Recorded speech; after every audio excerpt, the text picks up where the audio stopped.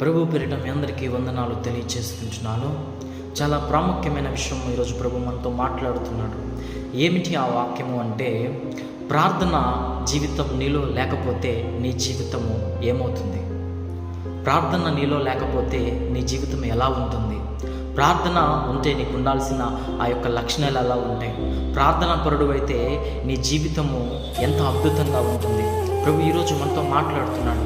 Bible గ్రంథంలో అనేక మంది ప్రవక్తలను, అనేక మంది సేవకులను, అనేక మంది విశ్వాసులను మనము తేరి చూసినట్లయితే వాళ్ళ జీవితం అంతా కూడా ప్రార్థన అనేది మనకు కనబడుతుంది.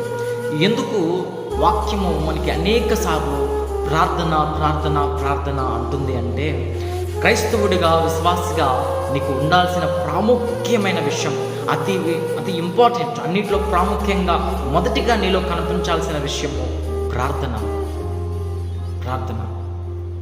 ఎందుకు నువ్వు ఈ ప్రార్థనను నిర్లక్ష్యం చేస్తున్నావో నాకైతే తెలియదు, కానీ ప్రార్థన అనేది దేవుడితో నీకు సంబంధాన్ని బలంగా చేస్తుంది. నిజం.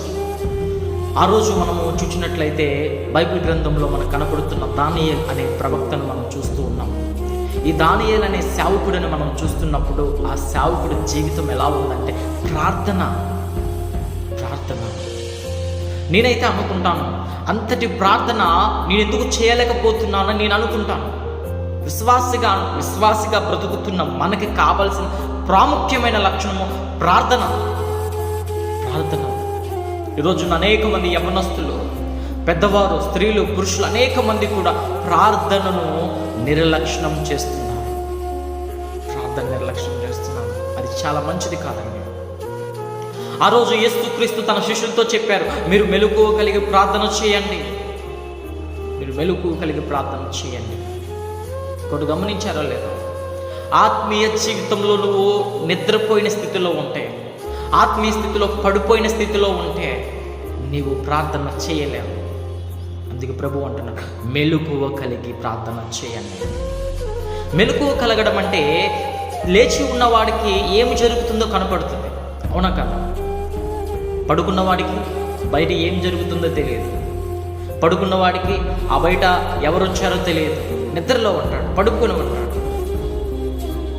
పాపంలో ఉన్న నీకు సాతాను వేసే ఆ యొక్క క్రియలు నీకు తెలియదు.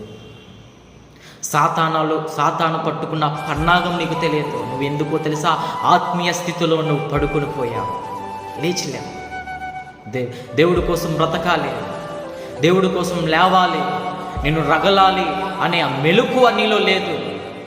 మెలకువగా ఉన్నవాడు ఏమి జరుగుతుందని అన్నిటినీ కూడా పరిశీలన చేస్తాడు. ఆత్మీయంగా నువ్వు పడుకొని ఉన్నావు కాబట్టి ప్రార్థన చేయలేని స్థితిలో నువ్వు ఉన్నావు. ప్రార్థన చేయడానికి నీ మనసు ఒప్పట్లే, ప్రార్థన చేయడానికి నీ మోకాలు వేయట్లే, ప్రార్థన చేయడానికి సమయం పెట్టట్లే. ఎందుకో తెలుసా? ఆత్మీయంగా నువ్వు పడిపోయి ఉన్నావు. ఆత్మీయంగా పడిపోయి ఉన్న వాడిలో పరిశుద్ధత అనేది ఉండదు, పరిశుద్ధ జీవితం కనపడదు, పరిశుద్ధ ఆలోచనలు ఉండవు, పరిశుద్ధ తలంపులు ఉండవు. పరిశుద్ధత లేకపోతే దేవుడు నీతో ఉంటాడు. పరిశుద్ధంగా ఉన్న వారి పట్ల యెహోవా కార్యములు చేస్తాడని వాక్యం మనకు స్పష్టంగా చెప్తుంది. మరి నీలో పరిశుద్ధత ఉండాలంటే, నీకు పరిశుద్ధత రావాలంటే, నువ్వు పరిశుద్ధంగా జీవించాలంటే నీవు మెలకువ కలిగి ఉండు. దావీదు అనుక్షణము కూడా ప్రార్థన కోసం లెగుస్తున్నాడండి. ప్రార్థన కోసం సమయం కేటాయించుకున్నాడు. అయ్యో, నా దేవుడితో నేను మాట్లాడాలి, సమయం అవుతుంది అని దావీదు గారు సమయం పెట్టుకొని ముమ్మారు ప్రార్థన చేసేవాడు. ఉదయం లేవగానే 3 గంటలకి, మధ్యాహ్నం 12 గంటలకి, 6 గంటలకి, అలా ప్రార్థనలోనే తన జీవితాన్ని గడుపుతూ వచ్చాడు. ఎందుకు దానియేలు ప్రార్థనను విడిచిపెట్టలేదు అంటే, మీరు ఒకటి గమనించాలి. దానియేలు ప్రార్థన ఎందుకు అంత స్థితిలో కూడా విడిచిపెట్టలేదంటే, అతడు అనుకుంటున్నాడు, నా దేవుడితో మాట్లాడలేకపోతే నేను బ్రతకునా, అది నాకు వద్దు. నేను బ్రతికి ఉన్నాను, ఈరోజు నేను బ్రతికి ఉన్నాను, సో ఈ జీవితం నాకు నా దేవుడు ఇచ్చాడు. నేను మాట్లాడుతున్నాను, ఈ మాటలు నాకు దేవుడిచ్చాడు. నేను చూస్తున్నాను, ఈ చూపులు నాకు దేవుడిచ్చాడు. నేను అన్నీ ఆలోచిస్తున్నాను, ఈ ఆలోచన నా దేవుడిచ్చాడు. సో ఈరోజు నేను సజీవుడిగా ఉన్నాను అంటే నా దేవుడిచ్చిన భిక్ష. ఆ దేవుడి కోసము నేను ప్రార్థించక మానను. ఆయనతో మాట్లాడాలి, దేవుడితో మాట్లాడాలని దానియేలు గారు నిర్లక్ష్యం తీసుకొని అలాగే నిర్ణయించుకొని అనుదినము ప్రార్థన.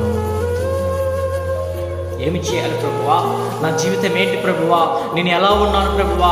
నాతో నీవున్నావు అని అనుదినము ప్రార్థన చేస్తున్నాడు. నా సమస్యలో నీవున్నావు, నా బాధల్లో నీవున్నావు, నా దుఃఖంలో నీవున్నావు, నా సంతోషంలో కూడా నీవున్నావు. దేవుడితో మాట్లాడుతున్న దినాలకి దానియేలుకి నువ్వు ప్రార్థన చేసినా నిన్ను చంపేసే అవకాశం ఉంది దానియేలు, నిన్ను సింహపు బోన్లో వేస్తాడు దానియేలు అని దానియేలును అంతగా ప్రకటించినా కూడా దానియేలు ఎంత మాత్రం ఆగలేదు, ప్రార్థనను విడిచిపెట్టలేదు. దేవుడితో మాట్లాడుకున్నా నేను ఉండలేను అని ప్రార్థన గదిలోకి వెళ్ళాడు. ప్రార్థన గదిలోకి వెళ్ళిన దానియేలుని అక్కడున్న వారందరూ చూసి, ఇదిగో రాజా, మీరు ఈ రాజ్యంలో ప్రకటించారు కదా, ఈ నెలంతా కూడా మిమ్మల్ని ఆరాధించాలి, మిమ్మల్ని దేవుడిగా ప్రకటించాలి, మిమ్మల్ని స్తుతించాలని చెప్పినా కూడా దానియేలు వినకుండా తన దేవుడికి ప్రార్థన చేస్తున్నాడు. దానియేలును మీరు సింహపు బోనులో వేయాలి అని తీర్మానం రాశారు. దానియేలును సింహపు బోనులో వేయడానికి ప్రారంభించారు. దానియేలు తెలిసింది, సిద్ధమే నా దేవుడి కోసం నా ప్రాణమునైనా విడిచిపెడతా కానీ నా దేవుడిని నేను విడిచిపెట్టను, నా ప్రార్థన నేను ఆపుకోను. ప్రాణానికి సైతం లెక్క చేయకుండా ప్రార్థన కోసము దేవుడు దానియేలు గారు ప్రాణాలు కూడా సైతం లెక్క చేయకుండా ప్రార్థనను పట్టుకొని ఉన్నాడు. దానియేలు పట్టుకున్నారాయన్ని సింహాల బోనులో వేసి దానియేలు అలా వచ్చి చూస్తే తెల్లవారుజామున రాజు పరిగెత్తుకుంటూ వచ్చి ఏమంటున్నాడో తెలుసా? జీవము కలిగిన దేవుని సేవకుడైన దానియేలా, జీవము కలిగిన దేవుని సేవకుడైన దానియేలా, నువ్వు బ్రతికుంటావని నేను అనుకుంటున్నాను. నీ దేవుడు నిన్ను రక్షిస్తాడని నాకు తెలుసు అనగానే దానియేలు సజీవుడిగా సింహపు బోనులో నుంచి తిరిగి వచ్చాడు.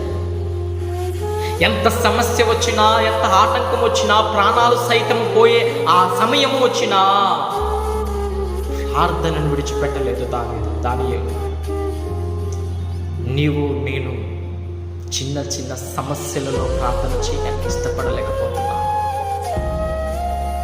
దానియేలు జీవితాన్ని మనం ఒక్కసారి తేరి చూస్తే అతను తల్లి తండ్రిని విడిచిపెట్టి ఎక్కడో ఉండవలసిన అతను రాజు యొక్క సభలలో రాజు దగ్గర 120 మంది అధిపతులు పైన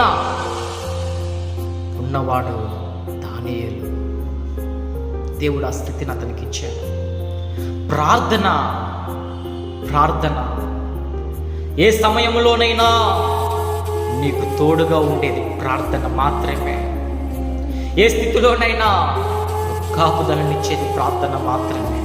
అలాంటి ప్రార్థనలు విడిచిపెడితే నీ పరిస్థితి ఏంటి?